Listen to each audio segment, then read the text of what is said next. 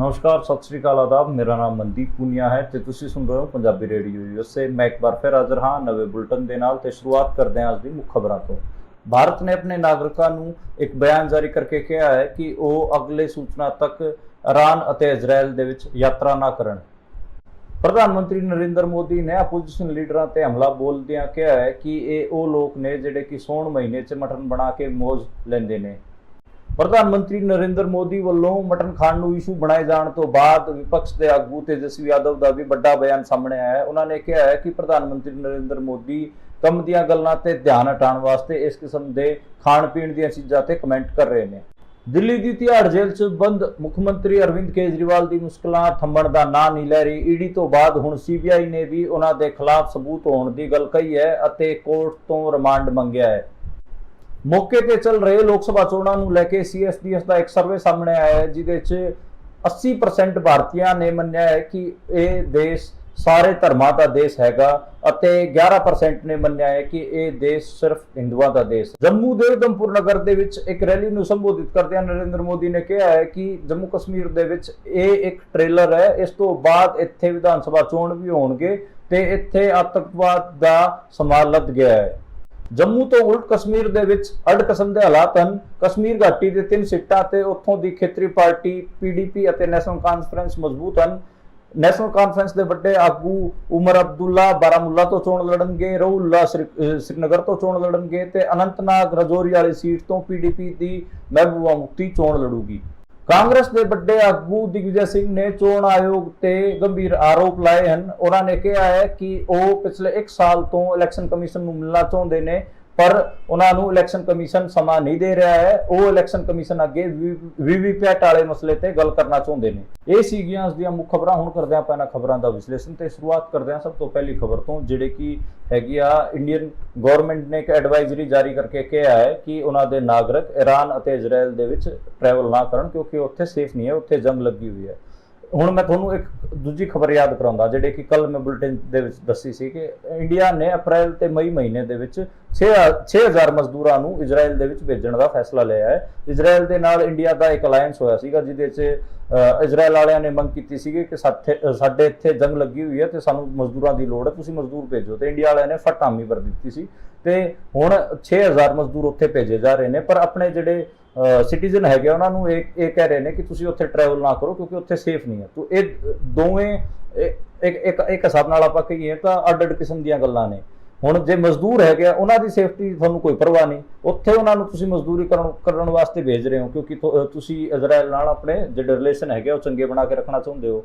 ਤੇ ਦੂਜੀ ਔਰ ਦੇਖੀਏ ਆਪਾਂ ਜਿਹੜੇ ਸਿਟੀਜ਼ਨ ਹੈਗੇ ਉਹਨਾਂ ਦੀ ਜਾਨ ਦੀ ਤੁਹਾਨੂੰ ਇੰਨੀ ਚਿੰਤਾ ਹੈ ਕਿ ਤੁਸੀਂ ਉਹਨਾਂ ਨੂੰ ਟਰੈਵਲ ਕਰਨ ਤੋਂ ਮਨਾ ਕਰ ਰਹੇ ਹੋ, ਈਰਾਨ ਦੇ ਵਿੱਚ ਵੀ ਤੇ ਇਜ਼ਰਾਈਲ ਦੇ ਵਿੱਚ। ਕਿਤੇ ਨਾ ਕਿਤੇ ਇਹ ਦੋਗਲਾ ਵਿਵਹਾਰ ਹੈਗਾ ਮਜ਼ਦੂਰਾਂ ਵਾਲੇ ਮਾਮਲੇ 'ਚ। ਤੁਹਾਨੂੰ ਜਿਹੜੇ ਵਰਕਰਸ ਹੈਗੇ ਆ, ਇੰਡੀਅਨ ਵਰਕਰਸ ਹੈ, ਇੰਡੀਅਨ ਲੇਬਰਰਸ ਹੈ, ਮਜ਼ਦੂਰ ਹੈਗੇ ਆ, ਉਹਨਾਂ ਦੀ ਸੇਫਟੀ ਤੋਂ ਕੋਈ ਲੈਣਾ ਦੇਣਾ ਨਹੀਂ, ਉਹਨਾਂ ਦੇ ਵਰਕ ਪਲੇਸ ਤੇ ਕਿੰਨੀ ਕੁ ਸੇਫਟੀ ਹੈ ਉਹਦੇ ਤੋਂ ਕੋਈ ਲੈਣਾ ਦੇਣਾ ਨਹੀਂ, ਤੇ ਤੁਸੀਂ ਉਹਨਾਂ ਨੂੰ ਮੌਤ ਦੇ ਮੂੰਹ 'ਚ ਘੱਲ ਰਹੇ ਹੋ। ਤੇ ਇਹਦੇ ਉਲਟ ਆਪਣੇ ਨਾਗਰਿਕਾਂ ਨੂੰ ਜਿਹੜੇ ਕਿ ਤੁਹਾਨੂੰ ਵੋਟ ਵੀ ਪਾਉਂਦੇ ਨੇ ਜਾਂ ਫਿਰ ਇੱਕ ਉਹਨਾਂ ਦੀ ਇੰਨੀ ਕੈਸੀਅਤ ਹੈਗੀ ਆ ਕਿ ਜਿਹੜੇ ਦੂਜੇ ਮੁਲਕਾਂ 'ਚ ਜਾ ਕੇ ਟਰੈਵਲ ਕਰ ਸਕਦੇ ਨੇ, ਆਪਣੀ ਛੁੱਟੀਆਂ ਮਨਾਉਂਦੇ ਨੇ, ਯਾਨੀ ਕਿ ਉਹ ਮਿਡਲ ਕਲਾਸ, ਅਪਰ ਮਿਡਲ ਕਲਾਸ ਜਾਂ ਰਿਚ ਆਪਾਂ ਕਹਿ ਸਕਦੇ ਹਾਂ, ਉਹ ਲੋਕ ਹੈਗੇ ਆ। ਉਹਨਾਂ ਨੂੰ ਤੁਸੀਂ ਐਡਵਾਈਜ਼ਰੀ ਜਾਰੀ ਕਰਕੇ ਕਹਿ ਰਹੇ ਹੋ ਕਿ ਉੱਥੇ ਸੇਫ ਨਹੀਂ ਹੈ, ਤੁਸੀਂ ਉੱਥੇ ਨਾ ਜਾਓ। ਤੇ ਮਜ਼ਦੂਰ ਜਿਹੜਾ ਗਰੀਬ ਤਬਕਾ ਹੈਗਾ, ਮਜ਼ਦੂਰ ਹੈਗਾ, ਉਹਨਾਂ ਨੂੰ ਤੁਸੀਂ ਉਸੇ ਜੰਗ 'ਚ ਝੋਂਕ ਰਹੇ ਹੋ। ਇਹ ਕਿਤੇ ਨਾ ਕਿਤੇ ਦੋਗਲਾ ਵਿਵਹਾਰ ਹੈ, ਇਹ ਤੋਂ ਬਾਹਰ ਨਿਕਲਣਾ ਚਾਹੀਦਾ ਇੰਡੀਅਨ ਗਵਰਨਮੈਂਟ ਨੂੰ। ਜਿਹੜਾ ਉਸ ਤੋਂ ਅਗਲੀ ਖਬਰ ਹੈਗੀ ਆ ਉਹ ਨਰਿੰਦਰ ਮੋਦੀ ਦੀ ਹੈਗੀ ਆ। ਇੱਕ ਪ੍ਰੋਫੈਸਰ ਨਾਲ ਮੈਂ ਇੰਟਰਵਿਊ ਕਰ ਰਿਹਾ ਸੀਗਾ, ਪ੍ਰੋਫੈਸਰ ਅਪੂਰਵਾਨੰਦ, ਉਹਨਾਂ ਦਾ ਇੰਟਰਵਿਊ ਆਪਣੇ ਚੈਨਲ ਪੰਜਾਬੀ ਰੇਡੀਓ ਯੂਐਸਏ ਤੇ ਚੱਲਿਆ ਸੀਗਾ। ਉਹਨਾਂ ਨੇ ਕਿਹਾ, ਉਹਨਾਂ ਨੇ ਇੱਕ ਭਗਤ ਦੀ ਗੱਲ ਦੱਸੀ ਕਿ ਚੋਣਾਂ ਦੇ ਵਿੱਚ ਜਿਹੜੇ ਨਰਿੰਦਰ ਮੋਦੀ ਹੈਗੇ ਉਹਨਾਂ ਦੀ ਲੈਂਗੁਏਜ ਆਰਐਸਐਸ ਦੇ ਜਿਹੜੇ ਵਰਕਰਸ ਹੈਗੇ ਆ ਉਹਨਾਂ ਵਰਗੀ ਹੋ ਜਾਂਦੀ ਹੈ ਤੇ ਉਹਨਾਂ ਦੇ ਮੂੰਹੋਂ ਬਹੁਤ ਸਾਰਾ ਜਿਹੜਾ ਹੇਟ ਸਪੀਚ ਹੈ ਉਹ ਨਿਕਲਦਾ ਹੈ। ਉਹਦਾ ਨਜ਼ਾਰਾ ਵੀ ਆਪਾਂ ਨੂੰ ਦੇਖਣ ਨੂੰ ਮਿਲਿਆ। ਨਰਿੰਦਰ ਮੋਦੀ ਨੇ ਮਟਨ ਖਾਣ ਤੇ ਤੰਜ ਕੱਸਦਿਆਂ ਕਿਹਾ ਕਿ ਜਿਹੜੇ ਆਪੋਜੀਸ਼ਨ ਲੀਡਰ ਵਾਲੇ ਹੈਗੇ ਆ ਇਹ ਤਾਂ ਸਾਉਣ ਮਹੀਨੇ ਦੇ ਵਿੱਚ ਵੀ ਮਟਨ ਖਾਂਦੇ ਨੇ ਤੇ ਮਟਨ ਬਣਾ ਕੇ ਮੌਜ ਲੈਂਦੇ ਨੇ। ਤੇ ਤੁਸੀਂ ਹੁਣ ਦੇਖੋ ਕਿਸੇ ਦੀ ਖਾਣ ਪੀਣ ਦੀ ਆਦਤਾਂ ਤੇ ਐਡਾ ਭੈੜਾ ਤੰਜ ਤੇ ਉਹਦੇ ਨਾਲ ਤੁਸੀਂ ਜਿਹੜੇ ਹਿੰਦੂਆਂ ਦੀ ਭਾਵਨਾ ਨੂੰ ਆਪਣੇ ਵੱਲ ਖਿੱਚਣਾ ਚਾਹੁੰਦੇ ਹੋ ਤੇ ਹਿੰਦੂਆਂ ਦੀ ਵੋਟ ਤੁਸੀਂ ਲੈਣਾ ਚਾਹੁੰਦੇ ਹੋ। ਇਹ ਦਿਖਾ ਕੇ ਕਿ ਦੇਖੋ ਜਿਹੜੇ ਆਪੋਜੀਸ਼ਨ ਲੀਡਰ ਪਾਰਟੀ ਵਾਲੇ ਹੈਗੇ ਉਹ ਤਾਂ ਨੋਨ ਵੈਜੀਟੇਰੀਅਨ ਖਾਂਦੇ ਨੇ, ਉਹ ਵੀ ਜਦੋਂ ਸਾਉਣ ਮਹੀਨਾ ਚੱਲ ਰਿਹਾ ਹੋਵੇ। ਸਾਉਣ ਮਹੀਨਾ ਆਪਾਂ ਨੂੰ ਪਤਾ ਹੈ ਕਿ ਜਿਹੜੇ ਹਿੰਦੂ ਹੈਗੇ ਆ ਉਹਨੂੰ ਸ਼ੰਕਰ ਭਗਵਾਨ ਦਾ ਮਹੀਨਾ ਮੰਨ ਕੇ ਮਨਾਉਂਦੇ ਨੇ। ਤੇ ਇਸ ਕਿਸਮ ਦਾ ਜਿਹੜਾ ਤੰਜ ਹੈਗਾ, ਇਸ ਕਿਸਮ ਦਾ ਹਮਲਾ ਹੈਗਾ ਕਿਤੇ ਨਾ ਕਿਤੇ ਗਿਰਿਆ ਹੋਇਆ। ਇਹਦਾ ਜਵਾਬ ਤੇ ਬਿਹਾਰ ਦੇ ਆਗੂ ਤੇਜਸਵੀ ਯਾਦਵ ਨੇ ਠੀਕ ਠਾਕ ਦਿੱਤਾ। ਤੇਜਸਵੀ ਯਾਦਵ ਨੇ ਕਿਹਾ ਕਿ ਇਹ ਚੋਣਾਂ ਦੇ ਜਿਹੜੇ ਅਸਲ ਮੁੱਦੇ ਹੈਗੇ ਉਹਨਾਂ ਤੋਂ ਭਟਕਾਉਣਾ ਚਾਹੁੰਦੇ ਨੇ। ਤੁਸੀਂ ਰੋਜ਼ਗਾਰ ਦੀ ਗੱਲ ਕਰੋ, ਬੇਰੁਜ਼ਗਾਰੀ ਦੀ ਗੱਲ ਕਰੋ, ਤੁਸੀਂ ਗੱਲ ਕਰੋ ਮਹਿੰਗਾਈ ਦੀ, ਤੇ ਇਸ ਕਿਸਮ ਦੇ ਮੁੱਦਿਆਂ ਦੀ ਤੁਸੀਂ ਗੱਲ ਨਹੀਂ ਕਰ ਰਹੇ। ਕਿਸਾਨਾਂ ਦੀ ਤੁਸੀਂ ਗੱਲ ਕਰੋ, ਮਹਿਲਾਵਾਂ ਦੀ ਸੁਰੱਖਿਆ ਦੀ ਤੁਸੀਂ ਗੱਲ ਕਰੋ, ਪਰ ਤੁਸੀਂ ਗੱਲ ਕਰ ਰਹੇ ਹੋ ਸਾਡੇ ਖਾਣ ਪੀਣ ਦੀ ਆਦਤਾਂ ਤੇ। ਮੰਨ ਲਓ ਕਿ ਮੁਲਕ 'ਚ ਇੱਦਾਂ ਦੇ ਵੀ ਲੋਕ ਹੈਗੇ ਆ ਜਿਹੜੇ ਕਿ ਜਿਹੜੇ 12 ਦੇ 12 ਮਹੀਨੇ ਮਟਨ ਖਾਂਦੇ ਨੇ, ਚਿਕਨ ਖਾਂਦੇ ਨੇ, ਕਿ ਤੁਸੀਂ ਉਹਨਾਂ ਨੂੰ ਆਈਸੋਲੇਟ ਕਰਕੇ ਉਹਨਾਂ ਦੇ ਉਲਟ ਇੱਕ ਮਾਹੌਲ ਤਿਆਰ ਕਰ ਰਹੇ ਹੋ ਤਾਂ ਕਿ ਜਿਹੜੇ ਮੈਜੋਰਿਟੀ ਹੈ ਉਹਦੀ ਤੁਸੀਂ ਵੋਟ ਲੈ ਸਕੋ। ਤੇ ਕੀ ਪਤਾ ਜੇ ਮੈਜੋਰਿਟੀ ਨੇ ਉਹਨਾਂ ਤੇ ਹਮਲਾ ਵੀ ਕਰ ਦਿੱਤਾ ਕਿ ਦੇਖੋ ਤੁਸੀਂ ਤਾਂ ਸਾਡੇ ਧਾਰਮਿਕ ਦਿਨਾਂ ਦੇ ਵਿੱਚ ਮੀਟ ਖਾ ਰਹੇ ਹੋ, ਦੂਜੀ ਚੀਜ਼ਾਂ ਖਾ ਰਹੇ ਹੋ, ਤੇ ਇਹ ਵੀ ਹੋ ਸਕਦਾ ਹੈ। ਹੁਣ ਕਿਤੇ ਨਾ ਕਿਤੇ ਮੈਨੂੰ ਲੱਗਦਾ ਕਿ ਇਹ ਨਿਚਲੇ ਸਤਰ ਦੀ ਰਾਜਨੀਤੀ ਹੈਗੀ ਆ। ਨਰਿੰਦਰ ਮੋਦੀ ਬਹੁਤ ਹੇਟ ਸਪੀਚ ਕਰਦੇ ਨੇ ਇਲੈਕਸ਼ਨਾਂ ਦੇ ਵਿੱਚ, ਤੇ ਜਿਵੇਂ ਇੱਕ ਆਮ ਬੀਜੇਪੀ ਦਾ ਵਰਕਰ ਹੁੰਦਾ ਨਾ ਜਿਹੜਾ ਕਿ ਕੱਟੜ ਹੁੰਦਾ ਹੈ, ਜਿਹੜਾ ਦੂਜੇ ਧਰਮਾਂ ਨੂੰ ਗਾਲਾਂ ਕੱਢਦਾ ਹੈ, ਫਿਰ ਦੂਜਿਆਂ ਦੇ ਖਾਣ ਪਾਣ ਦੀ ਆਦਤਾਂ ਨੂੰ ਗਾਲਾਂ ਕੱਢਦਾ, ਐਂ ਹੀ ਨਰਿੰਦਰ ਮੋਦੀ ਵੀ ਗਾਲਾਂ ਕੱਢਣ ਤੇ ਆਏ ਹੋਏ ਨੇ। ਜਿਹੜੇ ਉਸ ਤੋਂ ਅਗਲੀ ਖਬਰ ਹੈਗੀ ਆ ਉਹ ਕੇਜਰੀਵਾਲ ਬਾਰੇ ਹੈਗੀ ਆ। ਕੇਜਰੀਵਾਲ ਦੀ ਮੁਸ਼ਕਲਾਂ ਵੱਧ ਸਕਦੀਆਂ ਨੇ। ਉਹਦਾ ਰੀਜ਼ਨ ਇਹ ਹੈ ਕਿ CBI ਨੇ ਜਿਹੜੇ ਤੇਲੰਗਾਨਾ ਦੇ CM ਦੀ ਬੇਟੀ ਸੀ ਕੇ ਕਵਿਤਾ, ਉਹਦਾ ਰਿਮਾਂਡ ਮੰਗਿਆ ਸੀ ਕੋਰਟ ਤੋਂ, ਤੇ ਕੋਰਟ ਦੇ ਸਾਹਮਣੇ ਉਹਨਾਂ ਨੇ ਕਿਹਾ ਕਿ ਖਾਲੀ ਕੇ ਕਵਿਤਾ ਦੇ ਖਿਲਾਫ ਹੀ ਨਹੀਂ, ਸਾਡੇ ਕੋਲ ਅਰਵਿੰਦ ਕੇਜਰੀਵਾਲ ਦੇ ਖਿਲਾਫ ਵੀ ਸਬੂਤ ਹਨ, ਸਾਡੇ ਕੋਲ WhatsApp ਦੀਆਂ ਚੈਟਾਂ ਹੈਗੀਆਂ ਤੇ ਸਾਡੇ ਕੋਲ ਪੂਰੀ ਮਨੀ ਟ੍ਰੇਲ ਹੈਗੀ ਆ, ਤੇ ਇਸ ਕਰਕੇ ਕੇ ਕਵਿਤਾ ਨੂੰ ਸਾਨੂੰ ਕਸਟਡੀ ਦਿੱਤੀ ਜਾਵੇ, ਯਾਨੀ ਕਿ ਰਿਮਾਂਡ ਤੇ ਦਿੱਤਾ ਜਾਵੇ। ਤੇ ਜਿਹੜਾ ਕੇ ਕਵਿਤਾ ਦਾ ਰਿਮਾਂਡ ਹੈਗਾ ਉਹ ਮਨਜ਼ੂਰ ਹੋ ਗਿਆ ਹੈ। ਉਹਦੇ ਨਾਲ ਹੀ ਅਰਵਿੰਦ ਕੇਜਰੀਵਾਲ ਦਾ ਨਾਂ ਵੀ CBI ਵਾਲਿਆਂ ਨੇ ਉਸ ਕੋਰਟ ਦੇ ਵਿੱਚ ਲਿਆ ਸੀ, ਤੇ ਮੇਰੇ ਹਿਸਾਬ ਨਾਲ CBI ਹੁਣ ਅਰਵਿੰਦ ਕੇਜਰੀਵਾਲ ਦਾ ਰਿਮਾਂਡ ਵੀ ਮੰਗੂਗੀ। ਆਪਾਂ ਨੂੰ ਪਤਾ ਕਿ ਅਰਵਿੰਦ ਕੇਜਰੀਵਾਲ ਜੁਡੀਸ਼ੀਅਲ ਕਸਟਡੀ 'ਚ ਹੈਗੇ ਆ, ਉਹ ਤਿਹਾੜ ਜੇਲ੍ਹ 'ਚ ਬੰਦ ਹੈਗੇ ਆ, ਤੇ ਉਹਨਾਂ ਤੇ ED ਕਾਰਵਾਈ ਕਰ ਰਹੀ ਹੈ। ਹੁਣ CBI ਜਿਹੜੀ ਦੂਜੀ ਏਜੰਸੀ ਹੈਗੀ ਆ ਉਹ ਵੀ ਉਹਨਾਂ ਪਿੱਛੇ ਪੈ ਗਈ ਹੈ, ਤੇ ਕਿਤੇ ਨਾ ਕਿਤੇ ਉਹਨਾਂ ਨੂੰ ਇਹ ਆਪਣੇ ਸਾਰੇ ਮਾਮਲੇ 'ਚ, ਸ਼ਰਾਬ ਘੁਟਾਲੇ ਵਾਲੇ ਮਾਮਲੇ 'ਚ ਦਿੱਕਤ ਆਊਗੀ, ਤੇ ਉਹਦਾ ਅਸਰ ਵੀ ਉਹਨਾਂ ਨੂੰ ਦੇਖਣ ਨੂੰ ਮਿਲੂਗਾ। ਜਿਹੜੀ ਉਸ ਤੋਂ ਅਗਲੀ ਖਬਰ ਹੈਗੀ ਆ ਉਹ ਹੈਗੀ ਆ CSDS ਨੇ ਇਸ ਚੋਣ ਮੌਕੇ ਹੀ ਇੱਕ ਸਰਵੇ ਕਰਾਇਆ ਸੀਗਾ ਜਿਹਦੇ 'ਚ ਅੱਡ-ਅੱਡ ਸਵਾਲ ਸੀਗੇ, ਜਿਹਦਾ ਪਹਿਲਾ ਪੋਰਸ਼ਨ ਤਾਂ ਇਸ ਕਿਸਮ ਦਾ ਸੀਗਾ ਕਿ ਅਸਲ ਮੁੱਦੇ ਕੀ ਹੈਗੇ ਆ, ਕਿ ਰੋਜ਼ਗਾਰ ਨੂੰ, ਬੇਰੁਜ਼ਗਾਰੀ ਨੂੰ ਤੁਸੀਂ ਮੁੱਦਾ ਮੰਨਦੇ ਹੋ, ਮਹਿੰਗਾਈ ਨੂੰ ਤੁਸੀਂ ਮੁੱਦਾ ਮੰਨਦੇ ਹੋ, ਇਸ ਕਿਸਮ ਦੇ ਸਵਾਲ ਸੀਗੇ ਉਹਨਾਂ ਤੇ। ਜਿਹੜੇ ਜ਼ਿਆਦਾਤਰ ਲੋਕ ਹੈਗੇ ਆ 10,000 ਟੋਟਲ ਲੋਕਾਂ ਦਾ ਇਹਨਾਂ ਨੇ ਸਰਵੇ ਕਰਾਇਆ ਸੀਗਾ, ਉਹਨਾਂ 'ਚ ਜ਼ਿਆਦਾਤਰ ਲੋਕਾਂ ਨੇ ਕਿਹਾ ਕਿ ਹਾਂ ਮਹਿੰਗਾਈ ਵੀ ਇੱਕ ਮੁੱਦਾ ਹੈਗਾ, ਰੋਜ਼ਗਾਰ ਵੀ ਇੱਕ ਮੁੱਦਾ ਹੈਗਾ। ਤੇ ਇੱਕ ਸਵਾਲ ਹੋਰ ਸੀਗਾ, ਉਹ ਸੀਗਾ ਕਿ ਜਿਹੜਾ ਭਾਰਤ ਹੈਗਾ ਤੁਸੀਂ ਇਹਨੂੰ ਹਿੰਦੂਆਂ ਦਾ ਮੁਲਕ ਮੰਨਦੇ ਹੋ ਜਾਂ ਫਿਰ ਸਾਰੇ ਧਰਮਾਂ ਦਾ ਮੁਲਕ ਮੰਨਦੇ ਹੋ। ਉਹਦੇ ਵਿੱਚ ਇੰਡੀਆ ਦੇ 80%, ਮਤਲਬ ਇਸ ਸਰਵੇ 'ਚ ਜਿੰਨੇ ਵੀ ਲੋਕ ਸ਼ਾਮਿਲ ਸੀ 10,000, ਉਹਨਾਂ 'ਚੋਂ 80% ਲੋਕਾਂ ਨੇ ਇਹ ਕਿਹਾ ਕਿ ਇੰਡੀਆ ਇੱਕ ਇੱਦਾਂ ਦਾ ਮੁਲਕ ਹੈਗਾ ਜਿਹੜੇ ਕਿ ਸਾਰੇ ਧਰਮਾਂ ਦਾ ਮੁਲਕ ਹੈ। ਤੇ ਇਸ ਸਰਵੇ 'ਚ 11% ਲੋਕਾਂ ਨੇ ਕਿਹਾ ਕਿ ਇੰਡੀਆ ਸਿਰਫ ਔਰ ਸਿਰਫ ਹਿੰਦੂਆਂ ਦਾ ਮੁਲਕ ਹੈ। 10% ਲੋਕਾਂ ਨੇ ਇਸ ਤੇ ਕੋਈ ਜਵਾਬ ਨਹੀਂ ਦਿੱਤਾ। ਤੇ ਇਹ ਸਰਵੇ ਦਿਖਾਉਂਦਾ ਕਿ ਦਿਨ ਕਿਤੇ ਜਿਹੜਾ ਇਹ ਕਮਿਊਨਿਜ਼ਮ ਫੈਲਾਣਾ ਚਾਹ ਰਹੇ ਸੀਗੇ BJP ਵਾਲੇ, ਤੇ ਵੋਟਾਂ ਵਿੱਚ ਫਾਇਦਾ ਲੈਣਾ ਚਾਹ ਰਹੇ ਸੀ, ਉਹਨੂੰ ਕਿਤੇ ਨਾ ਕਿਤੇ ਸੱਟ ਲੱਗ ਸਕਦੀ ਹੈ। ਪਰ ਇਸੇ ਸਰਵੇ ਦੇ ਵਿੱਚ ਇੱਕ ਸਵਾਲ ਹੋਰ ਸੀ, ਉਹ ਸੀਗਾ ਰਾਮ ਮੰਦਿਰ ਵਾਲਾ। ਉਹਨਾਂ ਨੇ ਉਹ ਸਵਾਲ ਸੀਗਾ ਕਿ ਕੀ ਰਾਮ ਮੰਦਿਰ ਕਰਕੇ ਜਿਹੜਾ ਹਿੰਦੂ ਹੈ ਉਹ BJP ਵੱਲ ਕੰਸੋਲੀਡੇਟ ਹੋਊਗਾ, ਤੇ ਉਹਦੇ ਦੇ ਵਿੱਚ ਵੀ 57% ਲੋਕਾਂ ਨੇ ਕਿਹਾ ਕਿ ਹਾਂ ਇਸ ਕਰਕੇ ਹਿੰਦੂ ਜਿਹੜੀ ਵੋਟ ਹੈਗੀ ਆ ਕੰਸੋਲੀਡੇਟ ਹੋਊਗੀ। ਪਰ ਉਹਦੇ 'ਚ ਇਹ ਨਹੀਂ ਪੁੱਛਿਆ ਗਿਆ ਸੀਗਾ ਕਿ ਉਹ ਵੋਟ BJP ਨੂੰ ਪਊਗੀ ਕਿਤੇ ਹੋਰ ਜਾਊਗੀ। ਤੇ ਇਹ ਵੱਡਾ ਸਰਵੇ ਸੀਗਾ ਦਾ ਹਿੰਦੂ ਅਖਬਾਰ ਨਾਲ ਮਿਲ ਕੇ CSDS ਵਾਲਿਆਂ ਨੇ ਕਰਵਾਇਆ ਸੀਗਾ। ਇਹਦੀ ਹੋਰ ਫਾਈਂਡਿੰਗਸ ਆਣੀਆਂ ਬਾਕੀਆਂ ਨੇ। CSDS ਵਾਲੇ ਲਗਾਤਾਰ ਇੰਟਰਵਿਊ ਦੇ ਰਹੇ ਨੇ ਦਿੱਤੇ, ਤੇ ਅਸੀਂ ਵੀ ਕੋਸ਼ਿਸ਼ ਕਰਾਂਗੇ ਕਿ ਤੁਹਾਨੂੰ ਜਿਹੜਾ ਇਹ ਸਰਵੇ ਸੀਗਾ ਮੁਲਕ ਦੇ ਪੋਲੀਟੀਕਲ ਹਾਲਾਤਾਂ ਤੇ ਮੌਕੇ ਦੇ ਇਲੈਕਸ਼ਨ ਤੇ ਤੁਹਾਡੇ ਅੱਗੇ ਵੀ ਅਸੀਂ ਇਸ ਸਰਵੇ ਤੇ ਖਾਸ ਪ੍ਰੋਗਰਾਮ ਤੁਹਾਡੇ ਤੱਕ ਵੀ ਪਹੁੰਚਾਈਏ। ਜਿਹੜੀ ਇਸ ਤੋਂ ਅਗਲੀ ਖਬਰ ਹੈਗੀ ਆ ਉਹ ਹੈਗੀ ਆ ਜੰਮੂ ਦੇ ਵਿੱਚ ਪ੍ਰਧਾਨ ਮੰਤਰੀ ਨਰਿੰਦਰ ਮੋਦੀ ਦੀ ਇੱਕ ਰੈਲੀ ਸੀ। ਉਧਮਪੁਰ ਨਗਰ ਇੱਕ ਪੈਂਦਾ, ਉੱਥੇ ਰੈਲੀ ਸੀ। ਉੱਥੇ ਉਹਨਾਂ ਨੇ ਜਿਹੜਾ ਧਾਰਾ 370 ਹਟਾਈ ਸੀ ਉਹਦੀ ਗੱਲ ਕੀਤੀ ਤੇ ਕਿਹਾ ਕਿ ਦੇਖੋ ਇਹ ਤਾਂ ਸਿਰਫ ਟ੍ਰੇਲਰ ਸੀ, ਅਸੀਂ ਹੁਣ ਇੱਥੇ ਦੁਬਾਰੇ ਵਿਧਾਨ ਸਭਾ ਚੋਣ ਵੀ ਕਰਾਵਾਂਗੇ, ਇੱਥੇ ਨੋਰਮਲਸੀ ਵੀ ਬਹਾਲ ਕਰਾਂਗੇ, ਤੇ ਇੱਥੇ ਅਸੀਂ ਸਾਰਾ ਕੁਝ ਠੀਕ ਕਰ ਦੇਵਾਂਗੇ। ਇੱਥੋਂ ਅਸੀਂ ਜਿਹੜਾ ਆਤੰਕਵਾਦ ਸੀਗਾ ਕਸ਼ਮੀਰੀਆਂ ਦਾ ਉਹ ਤੋਂ ਤੁਹਾਨੂੰ ਮੁੱਖ ਕਰਾਤਾ। ਇਸ ਕਿਸਮ ਦੀਆਂ ਗੱਲਾਂ ਉਹਨਾਂ ਨੇ ਕਹੀਆਂ। ਜਿਹੜਾ ਜੰਮੂ ਕਸ਼ਮੀਰ ਹੈਗਾ ਉਹ ਦੋ ਹਿੱਸਿਆਂ 'ਚ ਵੰਡਿਆ ਹੋਇਆ। ਜਿਹੜਾ ਘਾਟੀ ਵਾਲਾ ਕਸ਼ਮੀਰ ਹੈਗਾ ਉੱਥੇ ਆਪਾਂ ਨੂੰ ਪਤਾ ਕਿ ਉੱਥੇ ਜਿਹੜੀ ਕਸ਼ਮੀਰ ਨੂੰ ਆਜ਼ਾਦ ਕਰਾਉਣ ਦੀ ਲੜਾਈ ਬਹੁਤ ਜ਼ਿਆਦਾ ਵੱਡੇ ਤਰੀਕੇ ਤੇ ਵੱਡੇ ਲੈਵਲ ਤੇ ਲੜੀ ਜਾਂਦੀ ਹੈ ਤੇ ਉੱਥੇ ਸਕਰੀਆ ਹੈਗਾ। ਜਿਹੜਾ ਜੰਮੂ ਹੈਗਾ ਉਹ ਬੇਸਿਕਲੀ ਹਿੰਦੂਆਂ ਦਾ ਏਰੀਆ ਪੈ ਜਾਂਦਾ ਤੇ ਉੱਥੇ ਕਿਤੇ ਨਾ ਕਿਤੇ ਜਿਹੜਾ ਬੀਜੇਪੀ ਵੱਲ ਪੋਜ਼ਿਟਿਵ ਸੈਂਟੀਮੈਂਟ ਹੈਗਾ। ਹੁਣ ਜਿਹੜਾ धारा 370 ਦੀ ਗੱਲ ਕਰ ਲਈਏ, ਕਿਤੇ ਨਾ ਕਿਤੇ ਜਿਹੜਾ ਇੰਡੀਆ ਹੈਗਾ ਉਹ ਫੈਡਰਲ ਮੁਲਕ ਹੈਗਾ।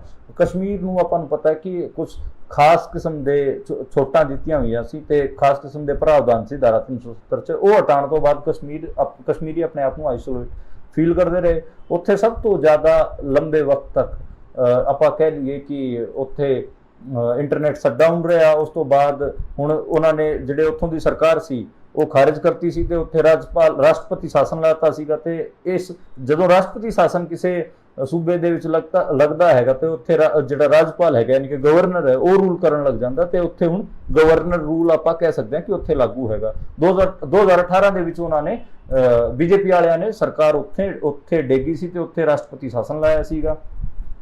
ਤੇ ਕਿਤੇ ਨਾ ਕਿਤੇ ਜੇ ਰਾਸ਼ਟਰਪਤੀ ਸ਼ਾਸਨ ਦੀ ਆਪਾਂ ਗੱਲ ਕਰ ਰਹੇ ਹਾਂ ਤਾਂ ਇੱਕ ਖਬਰ ਹੋਰ ਦੱਸ ਦਈਏ, ਜਿਹੜੇ ਦਿੱਲੀ ਦੇ ਆਮ ਆਦਮੀ ਪਾਰਟੀ ਦੇ ਆਗੂ ਹੈਗੇ ਆ ਆਤੀਸ਼ੀ ਮਾਰਲੀਨਾ, ਉਹਨਾਂ ਨੇ ਇੱਕ ਸਟੇਟਮੈਂਟ ਜਾਰੀ ਕਰਦਿਆਂ ਕਿਹਾ ਹੈ ਕਿ ਉਹਨਾਂ ਨੂੰ ਖਬਰ ਲੱਗੀ ਹੈ ਬਹੁਤ ਪੁਖਤਾ ਸੋਰਸਿਸ ਤੋਂ ਕਿ ਦਿੱਲੀ ਦੇ ਵਿੱਚ ਵੀ ਜਿਹੜੀ ਬੀਜੇਪੀ ਹੈ ਉਹ ਰਾਸ਼ਟਰਪਤੀ ਸ਼ਾਸਨ ਲਾਣਾ ਚਾਹੁੰਦੀ ਹੈ ਤੇ ਆਮ ਆਦਮੀ ਪਾਰਟੀ ਦੇ ਕਈ ਵੱਡੇ ਆਗੂ ਵੀ ਇਸ ਕਿਸਮ ਦੇ ਸਟੇਟਮੈਂਟ ਮੀਡੀਆ ਦੇ ਵਿੱਚ ਆ ਕੇ ਦੇ ਚੁੱਕੇ ਨੇ। ਹੁਣ ਕਿਤੇ ਨਾ ਕਿਤੇ ਜੇ ਆਪਾਂ ਇੰਡੀਆ ਨੂੰ ਫੈਡਰਲ ਮੁਲਕ ਮੰਨਦੇ ਹੈਗੇ ਤੇ ਰਾਸ਼ਟਰਪਤੀ ਸ਼ਾਸਨ ਦਾ ਇੱਥੇ ਕੋਈ ਕੰਮ ਨਹੀਂ ਹੈਗਾ। ਜੇ ਇੱਥੇ ਲੋਕਾਂ ਵੱਲੋਂ ਜੇ ਸਰਕਾਰ ਚੁਣੀ ਜਾਂਦੀ ਹੈ ਤੇ ਫਿਰ ਜੇ ਲੋਕਾਂ ਵੱਲੋਂ ਸਰਕਾਰ ਚੁਣੀ ਜਾ ਰਹੀ ਤਾਂ ਉਹਨੂੰ ਰਾਜ ਕਰਨ ਦਿਓ। ਤੁਸੀਂ ਬਾਰ-ਬਾਰ ਗਵਰਨਰ ਜਾਂ ਫਿਰ ਰਾਸ਼ਟਰਪਤੀ ਨੂੰ ਕਿਉਂ ਸਾਰੀ ਤਾਕਤ ਦੇ ਦਿੰਦੇ ਹੋ? ਜੇ ਗਵਰਨਰ ਨੂੰ ਤਾਕਤ ਆਉਂਦੀ ਹੈ ਤਾਂ ਉੱਥੇ ਸੈਂਟਰਲ ਏਜੰਸੀਜ਼, ਆਰਮੀ, ਜਿਹੜੀ ਸਿਕਿਉਰਿਟੀ ਫੋਰਸਿਸ ਹੈਗੀਆਂ ਉਹ ਬਹੁਤ ਜ਼ਿਆਦਾ ਸਕਰੀਏ ਹੋ ਜਾਂਦੀਆਂ ਨੇ ਤੇ ਉੱਥੋਂ ਦੇ ਨਾਗਰਿਕਾਂ ਨੂੰ ਪਰੇਸ਼ਾਨ ਵੀ ਕਰਦੀਆਂ ਨੇ। ਇਹ ਆਪਾਂ ਨੂੰ ਪਤਾ ਹੈ ਕਸ਼ਮੀਰ ਦੇ ਵਿੱਚ ਵੀ ਇਹੀ ਹੋਇਆ ਹੈ। ਰਾਸ਼ਟਰਪਤੀ ਸ਼ਾਸਨ ਦੀ ਗੱਲ ਕਰ ਰਹੇ ਹਾਂ ਤਾਂ ਇਹ ਵੀ ਦੱਸਦੀ ਹੈ ਕਿ ਪੰਜਾਬ ਦੇ ਵਿੱਚ ਲਗਾਤਾਰ 10 ਸਾਲ ਤੱਕ ਰਾਸ਼ਟਰਪਤੀ ਸ਼ਾਸਨ ਰਿਹਾ ਸੀਗਾ ਤੇ ਪੰਜਾਬ ਨੇ ਬਹੁਤ ਬੁਰੀ ਤਰੀਕੇ ਨਾਲ ਇਹ ਸਾਰਾ ਦੌਰ ਝੇਲਿਆ ਹੈ।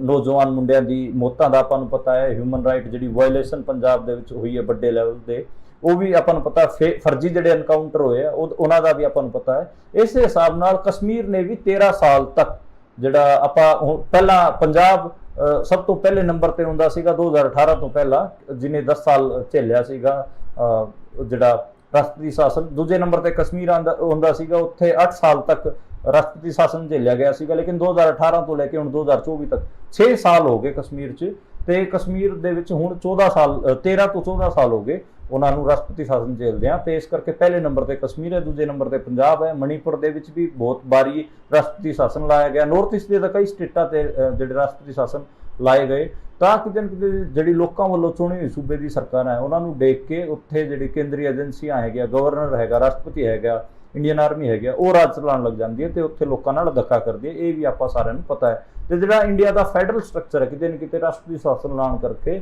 ਉਹਦੇ ਵਿੱਚ ਇੱਕ ਹਿਸਾਬ ਨਾਲ ਉਹ ਥੱਲੇ ਹੀ ਜਾਂਦਾ ਹੈ ਤੇ ਉਹਨੂੰ ਸੱਟ ਲੱਗਦੀ ਹੈ।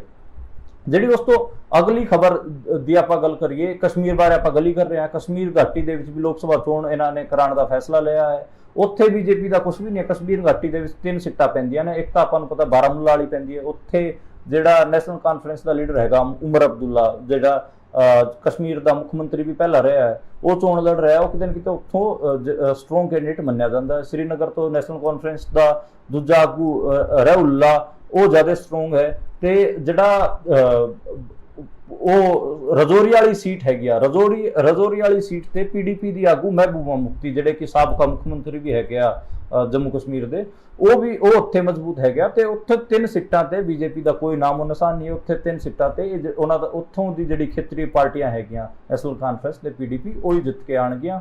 ਤੇ ਜੰਮੂ ਦੇ ਵਿੱਚ ਕਿਤੇ ਨਾ ਕਿਤੇ ਆਪਾਂ ਨੂੰ ਪਤਾ ਬੀਜੇਪੀ ਹਾਵੀ ਰਹੂਗੀ। ਜੰਮੂ ਕਸ਼ਮੀਰ ਦਾ ਇੱਕ ਪਾਰਟ ਹੁੰਦਾ ਸੀਗਾ ਲੱਦਾਖ। ਉੱਥੇ ਜਿਹੜਾ ਹੁਣ ਕਲਾਈਮੇਟ ਐਕਸ਼ਨ ਤੇ ਐਜੀਟੇਸ਼ਨ ਚੱਲ ਰਿਹਾ ਸੀਗਾ ਸੋਨਮ ਵਾਂਗਚੁਕ ਹੋਰਾਂ ਦਾ, ਜਿਹਦੇ ਤੇ ਜਿਹੜੀ ਉਹ ਫਿਲਮ ਹੈ 3 ਇਡੀਅਟ ਅਮੀਰ ਖਾਨ ਦੀ, ਉਹ ਫਿਲਮ ਬਣੀ ਸੀ। ਉੱਥੇ ਵੱਡੇ ਲੈਵਲ ਤੇ ਪ੍ਰੋਟੈਸਟ ਹੋਇਆ ਸੀਗਾ ਤੇ ਉੱਥੇ 2 ਧਰਮ ਦੇ ਲੋਕ ਜ਼ਿਆਦਾ ਹੈਗੇ ਆ। ਇੱਕ ਤਾਂ ਬੌਧ ਧਰਮ ਦੇ ਲੋਕ ਜ਼ਿਆਦਾ ਹੈ, ਇੱਕ ਮੁਸਲਮਾਨ ਧਰਮ ਦੇ ਲੋਕ ਜ਼ਿਆਦਾ ਹੈਗੇ ਆ।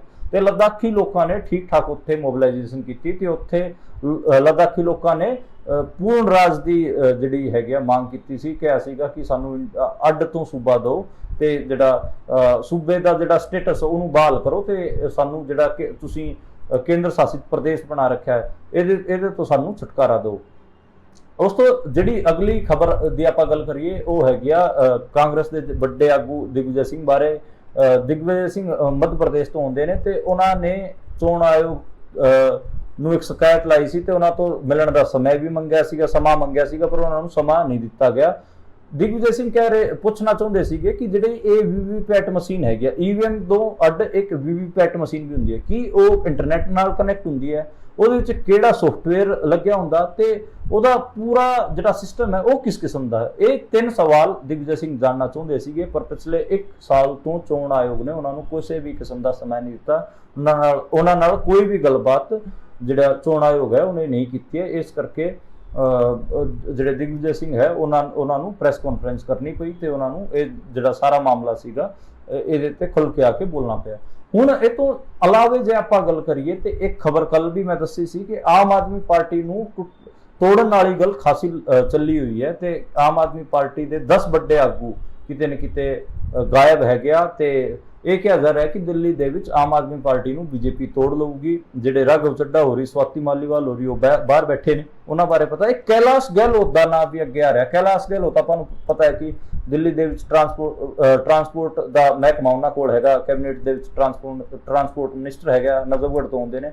ਉਹਨਾਂ ਦਾ ਨਾਂ ਚੱਲ ਰਿਹਾ ਕਿ ਉਹ ਇੱਕ ਵੱਡਾ ਚੰਕ MLAs ਦਾ ਤੋੜ ਕੇ ਲੈ ਕੇ ਜਾਣਗੇ ਬੀਜੇਪੀ ਦੇ ਵਿੱਚ ਤੇ ਉੱਥੇ ਚੋਣਾਂ ਤੋਂ ਬਾਅਦ, ਲੋਕ ਸਭਾ ਚੋਣਾਂ ਤੋਂ ਬਾਅਦ ਬੀਜੇਪੀ ਹੈਗੀ ਆ ਉਹ ਆਪਣੀ ਸਰਕਾਰ ਬਣਾਊਗੀ। ਇਸ ਕਿਸਮ ਦੀਆਂ ਖਬਰਾਂ ਲਗਾਤਾਰ ਆਮ ਆਦਮੀ ਪਾਰਟੀ ਬਾਰੇ ਚੱਲ ਰਹੀਆਂ ਨੇ ਪਰ ਇਹਨਾਂ ਦੀ ਕੀ ਸੱਚਾਈ ਹੈ, ਕੀ ਕੁਛ ਹੈ, ਇਹਦਾ ਕੁਛ ਵੀ ਕਿਸੇ ਨੂੰ ਨਹੀਂ ਪਤਾ ਹੈ।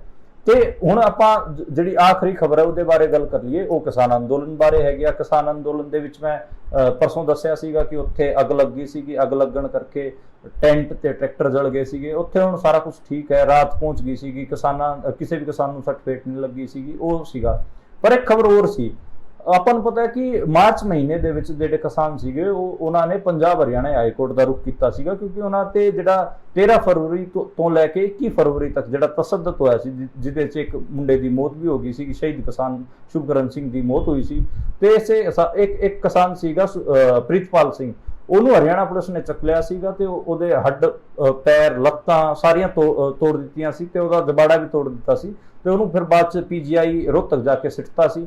ਫਿਰ ਉਹਨਾਂ ਦੇ ਪਰਿਵਾਰ ਨੇ ਇੱਕ ਵੱਡੀ ਲੜਾਈ ਲੜੀ, ਉਹ ਵਾਪਸ ਪੰਜਾਬ ਲੈ ਕੇ ਆਏ। ਜਿਹੜਾ PGI ਚੰਡੀਗੜ੍ਹ ਵਾਲਾ ਹੈਗਾ ਉਹਦੇ ਵਿੱਚ ਉਹਨਾਂ ਨੇ ਉਸਦਾ ਇਲਾਜ ਕਰਵਾਇਆ।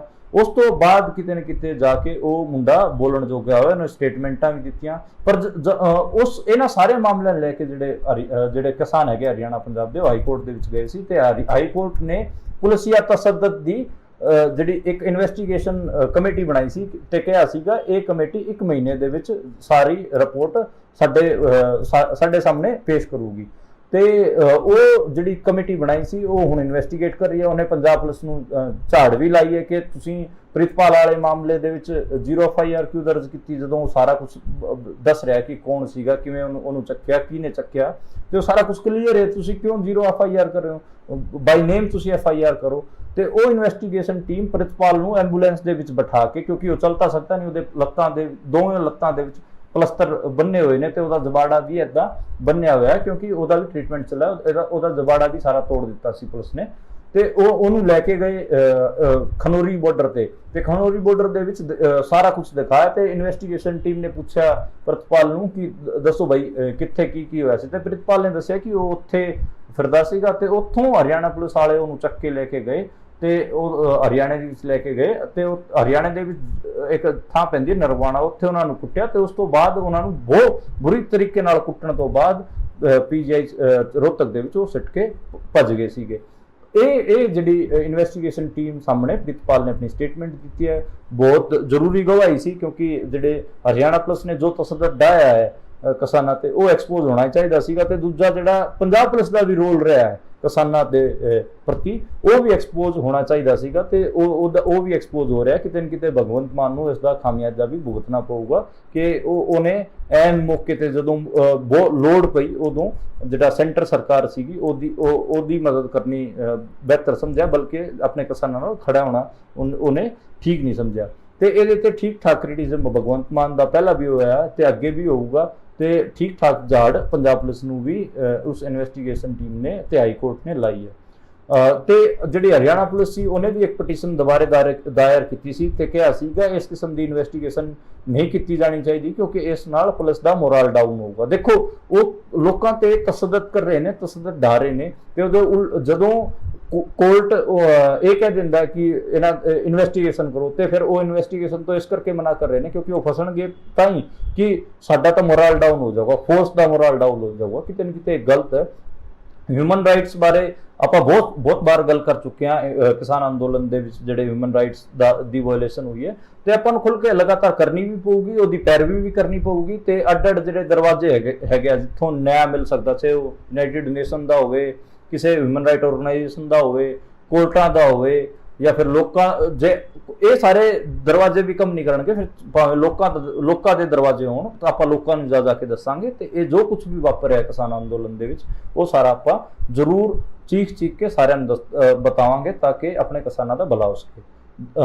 ਅੱਜ ਲਈ ਇੰਨਾ ਹੀ। ਕੱਲ ਦੁਬਾਰੇ ਮੈਂ ਫਿਰ ਆਵਾਂਗਾ ਇਸੇ ਟਾਈਮ ਨਵੀਂ ਖਬਰਾਂ ਨਾਲ, ਨਵੇਂ ਵਿਸ਼ਲੇਸ਼ਣ ਨਾਲ। ਦੇਖਣ ਤੇ ਸੁਣਨ ਵਾਸਤੇ ਸ਼ੁਕਰੀਆ। ਦੇਖਦੇ ਰਹੋ